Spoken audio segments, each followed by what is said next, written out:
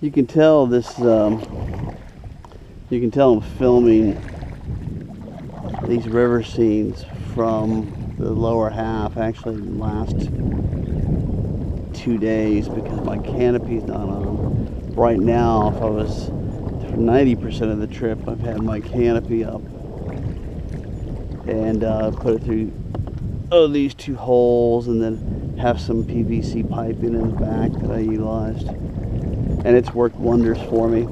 I'm glad I did. It really keeps the sun off of you. But my setup, I have most of my gear in front of me. I have some of it behind me, like my tent, sleeping bag, and things like that. This big gray box that you see in front of me is has my cooking stuff in it. Gas. I brought way too much gas to cook with. I had no idea how much to bring, so I brought way too much. In a lot of ways, I was way over prepared for this trip in a lot of ways. So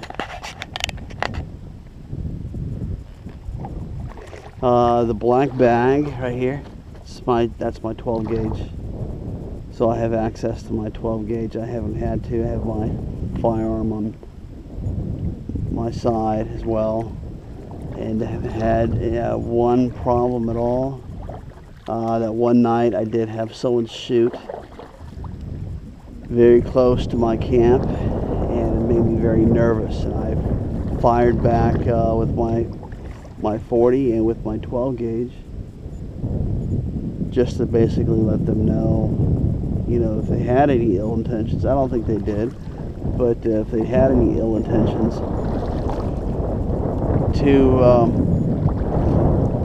wind's starting to pick up here. You can see it on the waves too. Probably can hear it.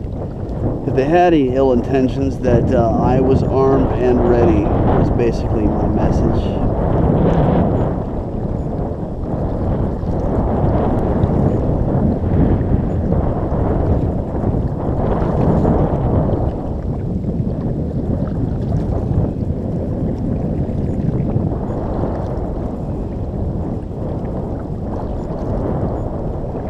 I find the best approach, the best way to kayak a river is in the middle of it, because that's when you get the most consistency with the current.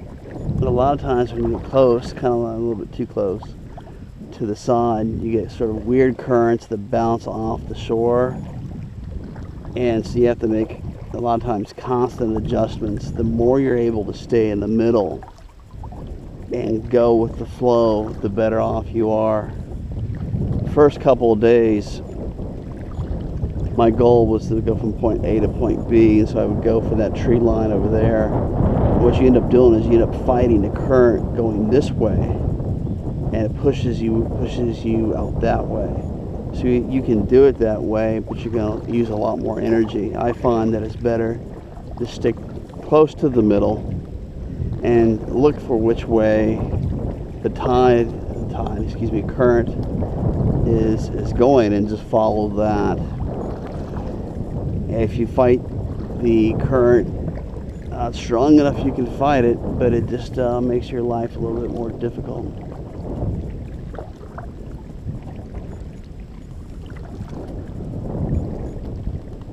Pretty exciting, huh? That's why I haven't shown you a whole lot of clips of me doing this.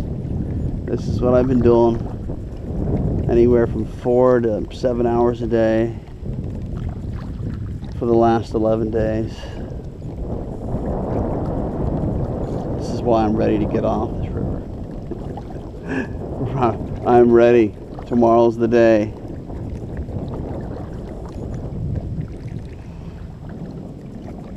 Sometimes you get people on docks like this. I don't know if there's anyone down here. Sometimes you get people, they always ask you the same thing. Where do you put in at? In other words, where do you put your kayak into the river at? In Augusta. Oh, okay. Where are you going? Now, these people know that I'm going to Savannah, obviously. But because I'm close enough, where else would I be going here from here? But everyone's been really nice. And it's really not been I don't want to say easy, but you have to pace yourself to do it. You know, it's just a, the word to use would be grind. It's a grind, and imagine stroke after stroke after stroke after stroke. The same thing. Sometimes you'll stop and you can rest, kind of go with the current.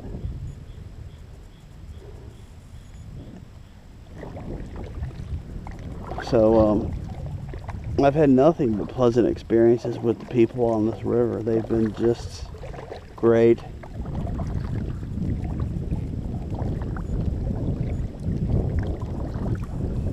Which kind of surprised me. I guess a couple things that surprised me. One is I thought it was going to be even more isolated than this. That's an old. I don't think that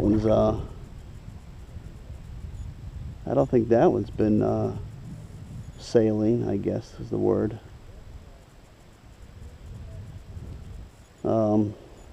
It's isolated, but it's not as isolated. I guess I was expecting it to go 50 miles and not see a person or something, you know. And here you have a trailer park up here. It's on the South Carolina side. And so you see things, this is not really common, but maybe once every 30 miles or something, you might see something like this.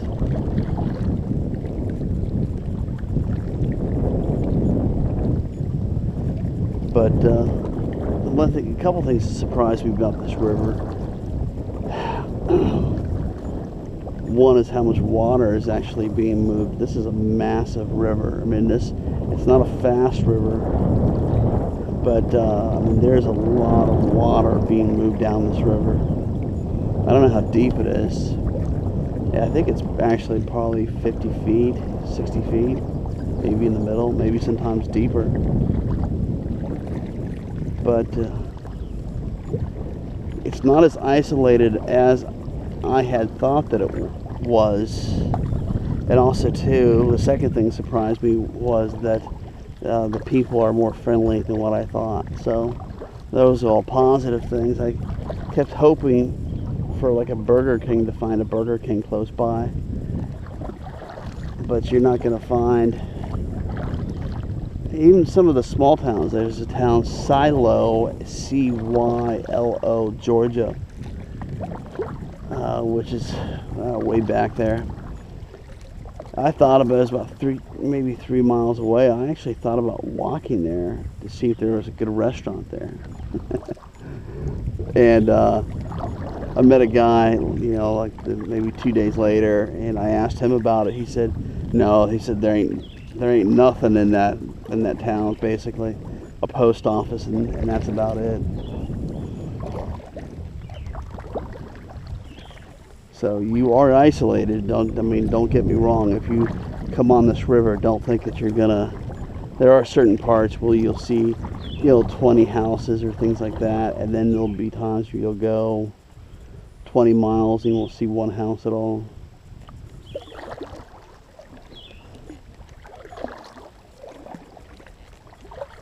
I think if I was going to do this with a group of friends, I probably would have spent more time fishing and maybe doing some other stuff. I don't know what else there is to do, but for me, this is just a test. There's one right there. Watch, you see that turtle? It's a small one. See?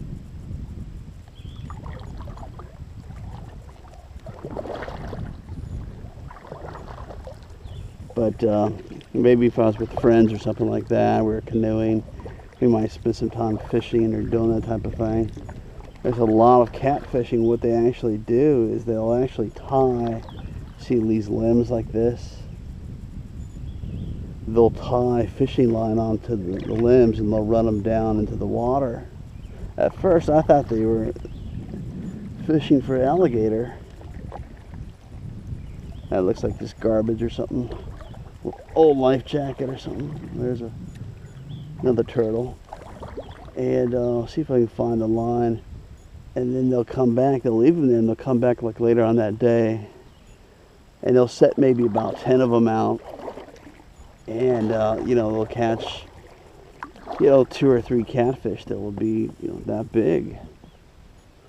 So kind of a lazy way, but it's a smart way of fishing.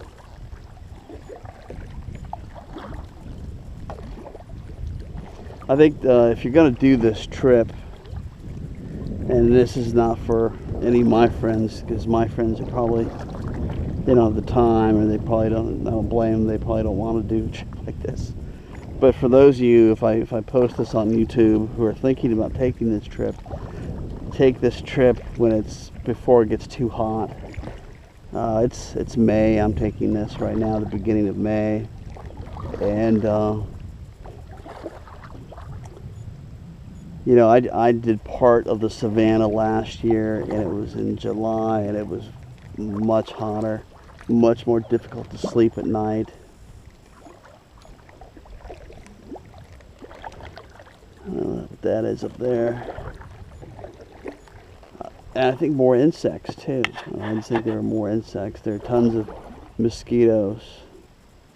If you're going to take a trip like this, really the time frame that you want to do it in is up to you.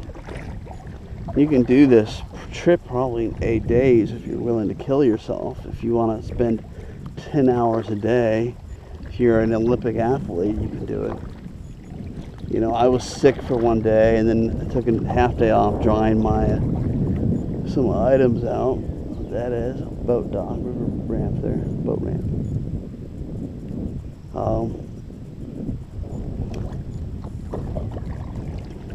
So take this trip early before the heat in Georgia and South Carolina come, and you better have a plan. My recommendation is that you have multiple backup systems for water, for fire, for signaling, smoke, flares. Cell phones will not work out here. I mean, they probably will here at this location, but for 90% of the trip, your cell phone will not work from Augusta, Georgia to Savannah. So if you're taking that with you, to rely on that for help in case of an emergency, you could be in big trouble. I had a little Spot SPOT rescue device, and I could communicate just basically pre-programmed messages, and also hit an SOS button, which would go to the local authorities and give them my GPS and let them GPS coordinates and let them know that I was in need of assistance. So if you take a trip like this, I don't recommend that you take it this if you've never kayaked before, that you just jump on and kayak 210 miles, even if the current's going with you. Sometimes the current is going fast for this river. Sometimes it's going slow, sometimes the wind's against you. So don't take this trip if you're a novice. And I wouldn't take this trip even if you're an experienced kayaker and you're not an experienced camper, because you have to know what to bring with you.